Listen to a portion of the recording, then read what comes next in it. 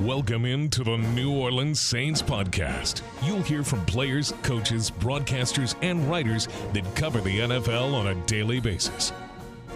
The New Orleans Saints podcast starts right now. Here's your host, Aaron Summers. Welcome into the New Orleans Saints podcast. I'm Aaron Summers. The Saints had their last day of 3 straight in pads Wednesday before they'll get an off day tomorrow. We have a couple guests today, former Saints fullback Zach Line and national NFL writer for The Athletic, Mike Jones. But before we jump into those conversations, let's get into some housekeeping. Head coach Dennis Allen addressed some absences at practice Wednesday, one being running back Alvin Kamara, who was not in attendance as he is in New York meeting with the NFL commissioner Roger Goodell. There were a couple vet days for players like tight end Jimmy Graham and offensive lineman Ryan Ramczyk, and then a few small injuries and moves made on Wednesday.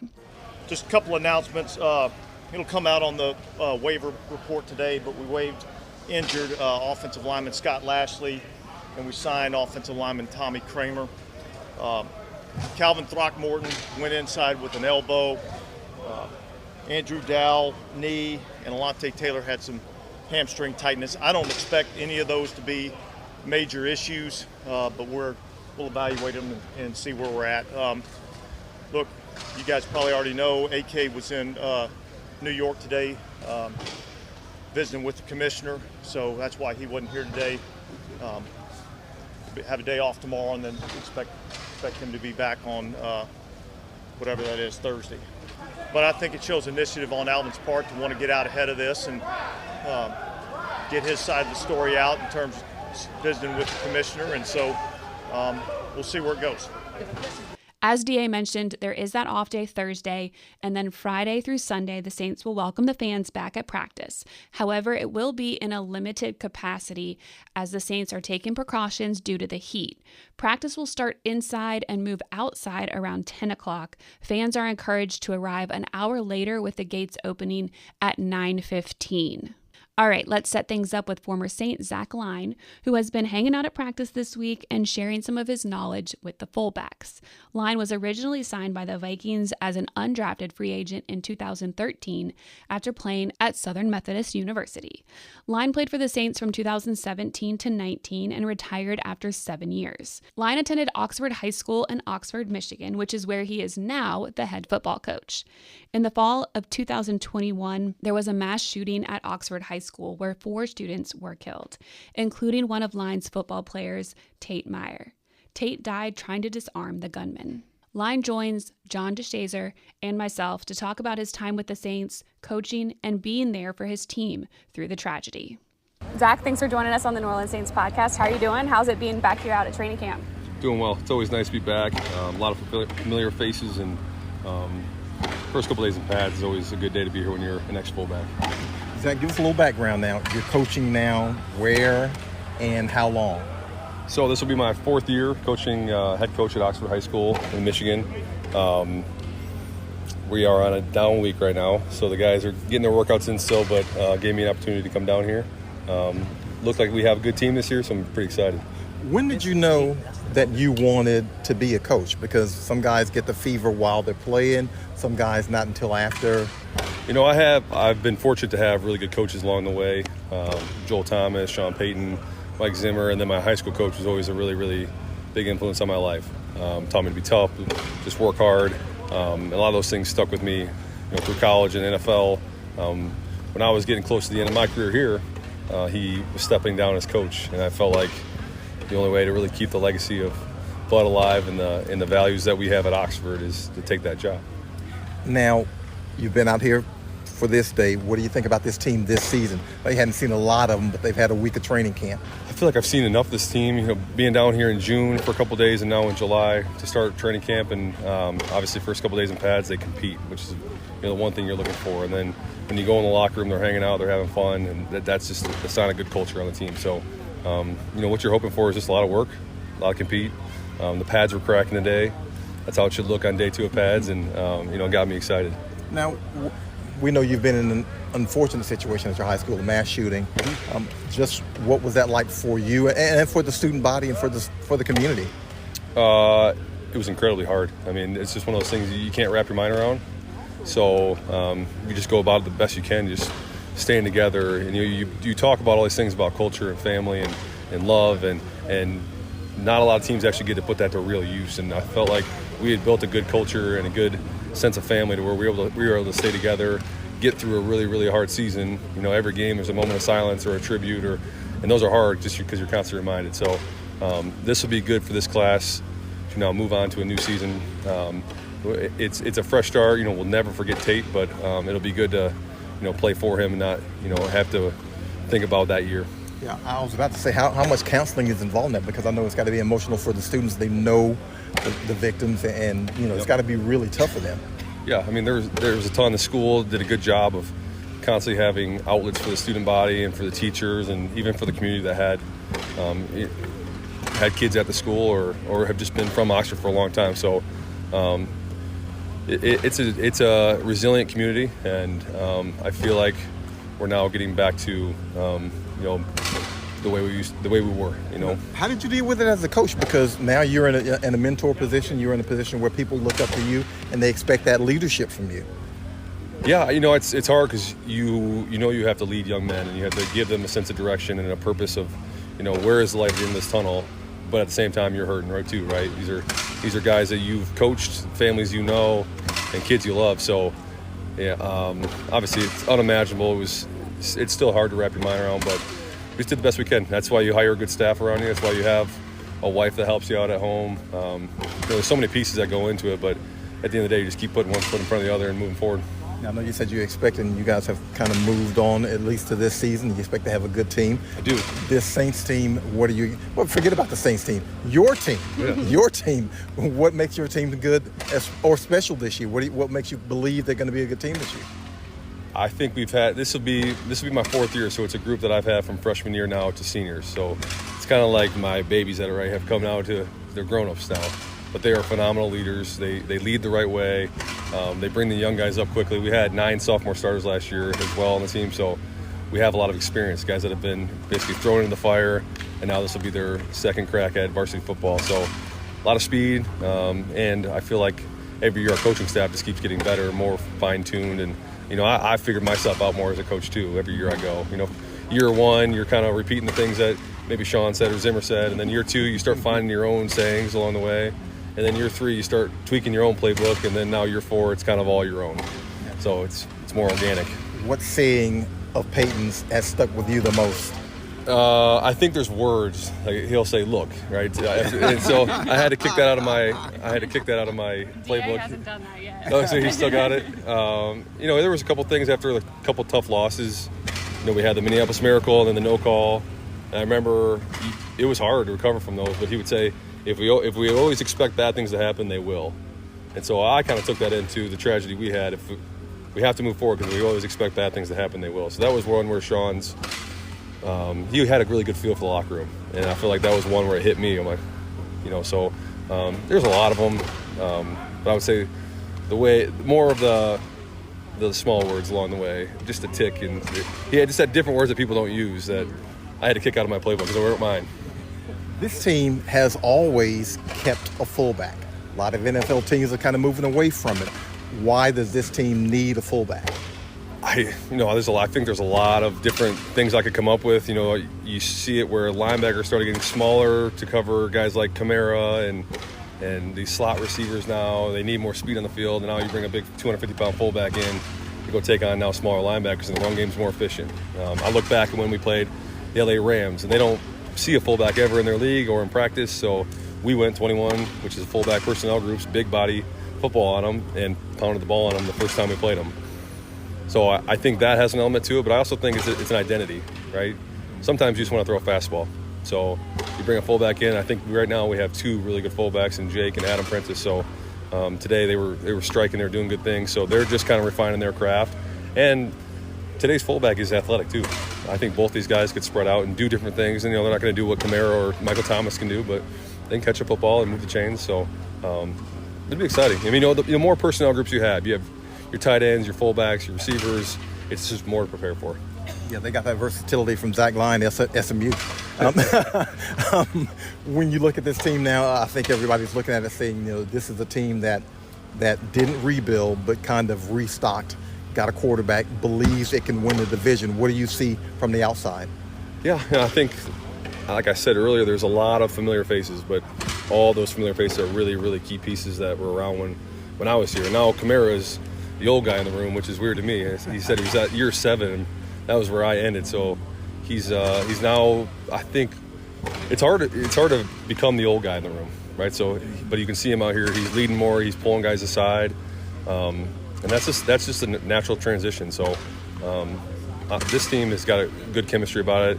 You want some of the old with some of the new because we had good runs 17, 18, 19. You want guys to remember that, but you also want them to remember the last couple of years where it hasn't been as great, to where they can put that together, pass those stories along to the young guys. And really, the faster you can bring the rookies and the young guys up, the better you're going to be. What's fun for you coming back here, being able to watch the training camp practices and talk to some of the players? You can never emulate this level of football and the meetings and the amount of attention to detail that goes into everything. So this really fills my cup because if there's one thing you miss, it's this level of excellence. So coming up here even for 2 days and just being around and getting my hands on the fullbacks for a little bit, I feel like I have a little part of just maybe helping the Saints towards a victory. Fortunately, you're working with guys that can learn quickly, adapt quickly, and so it's just fun. I mean, with a down week for high school right now, it was a perfect opportunity to come down and have some fun. So you're actually getting in the fullback room, talking to the guys, getting on the field with them a little bit? Yep.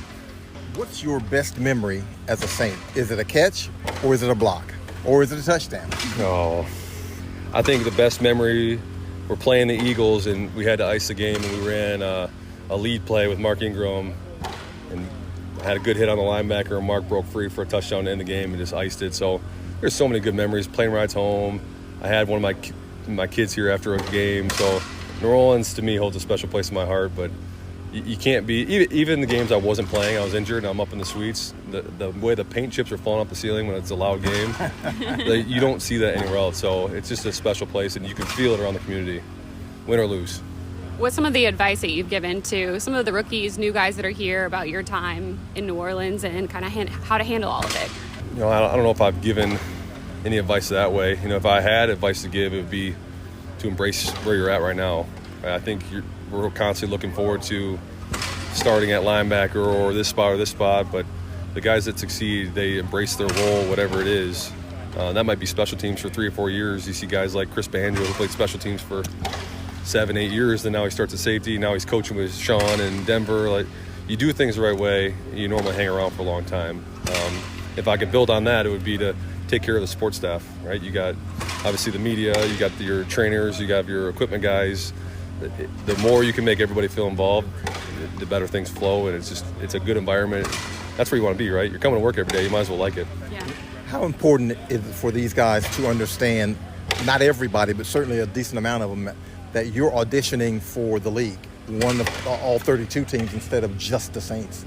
I think that's hard to realize it, especially as a younger guy, because you're coming in here, you're competing all offseason, OTAs, the lifting, then you come into camp and you're here for 2 weeks before the first game. That's really where you get to give your resume to the rest of the league, right? So the more you can you're competing, but the more you can work together with, say, another fullback, you two are giving each other advice, say, what'd you see there? What'd you see here? How'd I take that strike? How'd I do on that hit? The more you guys are bettering each other, and really you want to see fullbacks stay alive in this league. So I'm biased. I'm talking about fullbacks right now, but man, there is a competition, but it's you still got to remember that you got to keep getting better. You can't get beat because somebody's starting. You got to go out there and compete every play, because when you get in the fourth quarter for the 4th preseason game, or whatever it is, that might be your chance. I know that was mine. I didn't play well my rookie year. The 4th preseason game, I had a great game in North Turner. That was basically the one he told me, that's why you're here. So you never know which game or which opportunity or what play is going to spark something in the mind where they just can't get rid of that thought. You said you've come into your own as a coach. What is Coach Line like? What do you want to be known for? I always think, like, as I was coming out in the combine and all that, I always thought you couldn't read heart, right? So I can have all the X's and O's I want. I can have all of the gadgets around our players, but I want them to know that I care about them, and I'm right here with them, right? So I'm never going to stand on a podium and be above them. I want to make sure when we're grinding, they know I'm right there with them. Awesome. Thank you so much for Absolutely. the time here. Appreciate it. Zach, good to see you. Good to see you too. Appreciate Zach taking some time to chat while he was here. Now the Athletics' Mike Jones has also taken in a few practices this week. I was able to catch up with him during practice on Wednesday to see what's standing out to him. Less like after is better for you. But No, this like, is fine. Okay. That's perfect. Mike, thank you so much for joining me on the New Orleans Saints podcast. No problem. Have you enjoyed being here in New Orleans? Yes. It's always great to get down here, and it's cool to see the Saints, see them up close and see what they're looking like as they're trying to, lay that foundation. When you're getting ready for the season, training camp's underway, how many stops do you make and what do you glean from each place? It kind of depends on the year. This year I was in Tampa, then I came here, then I'll go back home, and then I'll go to Baltimore and catch them in Washington when they practice together, and then Philadelphia when the Browns practice with them. So kind of anywhere between like 4 or 5. Every once in a while it's 6, but this year I'll be at 4 different camps. And what are you looking for when you're at each stop? I mean, is it, I guess, vary based on the team? Yeah, it kind of depends, but I'm familiarizing myself on the team, so that way I get some knowledge of what to expect for the coming year, and also, just looking for some good stories to tell. When I was in Tampa doing something on Baker Mayfield and Todd Bowles and their union together, here doing something on Michael Thomas, seeing what Derek Carr looks like, just kind of seeing, and then also just learning, okay, how are these puzzle pieces fitting together? Sometimes, I'll write one story, sometimes it'll be 2, and then sometimes it's just like filing away notes and knowledge for, the coming season. Sure. What has stood out to you in your time here? I know you've been here a couple days now. I wasn't sure what to expect from what Michael Thomas was going to look like, and he looks good. I know that he's still working on getting all the way back to the flow, but as far as his speed and explosiveness and how he's looked against, one-on-one, matched up against defensive backs, it's looked good. Then it's been intriguing to watch as Derek Carr works to get on the same page with his receivers. I know they had OTAs, but it's a constant process. So just seeing how everything comes together has been really cool. We kind of look at the entire landscape of the NFL. What are some of the teams that you think really have a chance to go far this year? A lot of them are in the AFC, with the Chiefs always, and the Bills and the Bengals and the Chargers are really going to be interesting. They have a new coordinator, who should help Justin Herbert. And then you look at the NFC, and there's not really a real dominant team. I think the Eagles can be good again, but I also want to see how they bounce back from the Super Bowl, because it's always tough on teams. The NFC South is wide open, where you don't know how these teams are going to be, because a lot of them have new quarterbacks. I think that the Vikings are a team that could wind up being pretty good. They were building something last year, first year with a new head coach, so they have a second year to build on that. So those are, as far as AFC, it's going to be, a dogfight. NFC is going to be a little bit of a mystery on who those elite teams are. You mentioned the Chargers. That's a team that the Saints are going to see here preseason. They're going to have some joint practices. How much do you think that's going to help this team in kind of evaluating where they're at? I think it's really good. And that's the trend that these teams have gone with the last several years, is doing the joint practices, because it helps the coaches for multiple days see their number ones against somebody else's number ones. Not like you're going against, the same guys who see each other all the time and know, like, these defensive guys know the plays and they have a good idea of what routes and things to expect. So you're going against somebody who doesn't. So you can see how your guys will do in that competition. It'll be good. And also, they get more reps in these practices than they do in the actual preseason games. So there'll be a really good measuring stick for them, I think, so they can see, okay, who's standing out, what things we have to work on as we're going against an uncommon opponent, and how do we adjust from there. When you're looking at this team, you've mentioned seeing how Michael Thomas is doing, Derek Carr is fitting in. Defensively, there's not been a lot of changeover except for on the line. Right. What have you seen in these padded practices there? Yeah, I'm still familiarizing myself, but it is interesting that you have, some veterans, but then you also have some younger guys, and it's like they're kind of in this a little bit of a transition, or like not a rebuild, but a retool, because you have guys like Demario Davis and Tyrann Mathieu and guys like that, and then you have young guys who are trying to come in that they need to fit in, so that way their defense can stay, explosive. And I think that's going to be a big key. So their defense last year really kind of carried them, because they had ups and downs at quarterback. This year, hopefully they have more balance, but it is going to be really important for this defense to be able to get after quarterbacks. They don't have a lot of elite quarterbacks they're facing during the season, so it's going to be good for them if they can pin back their ears, get after them, and then ease some pressure on the offense. Yeah, you mentioned the offense from last year, adding Derek Carr. How much of a difference does that make? I think you've got to be able to take care of the football, and that's something that he does a good job of. He can make big plays as well. I think that he didn't get quite enough credit in Oakland or Las Vegas as he deserved for just being really a steadying force. I mean, 2 years ago when they had all the turmoil with John Gruden getting fired and everything, Derek Carr really helped steady and stabilize that team, and they wound up making the playoffs. I don't think that he was the reason for last year's struggles. Josh McDaniel has a lot of stuff. So I think putting him on this team, and if you have health, that's the big thing, because you've got two really talented wide receivers. You got, talent at the running back position, the tight end, your line, so if he can just come in here and take care of the football and then put his guys in position, he doesn't have to be an elite guy every single day, every single game. But again, if he's giving them a chance, then I think that's what they need. And that's something that sometimes they kind of lacked last year. And now he can be that difference maker there. Head coach Dennis Allen, coming into his second year, you've covered the NFL, a lot of different teams and head coaching changes.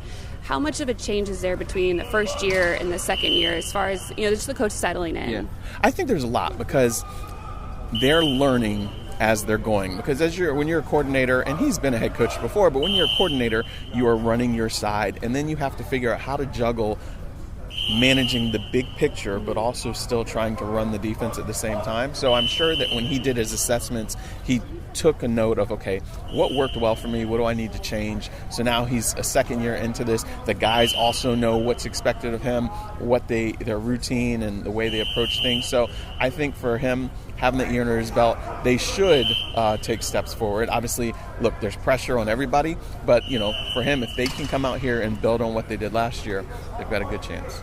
It looks like he kind of revamped the defensive coaches on that side of the ball, brought in a lot of the people that he's familiar with, people that he likes. Do you think that that's going to go well for him, having just, his guys in the building? Yeah, I mean, people will tell you all the time it's a relationship-based business, and trust is really important.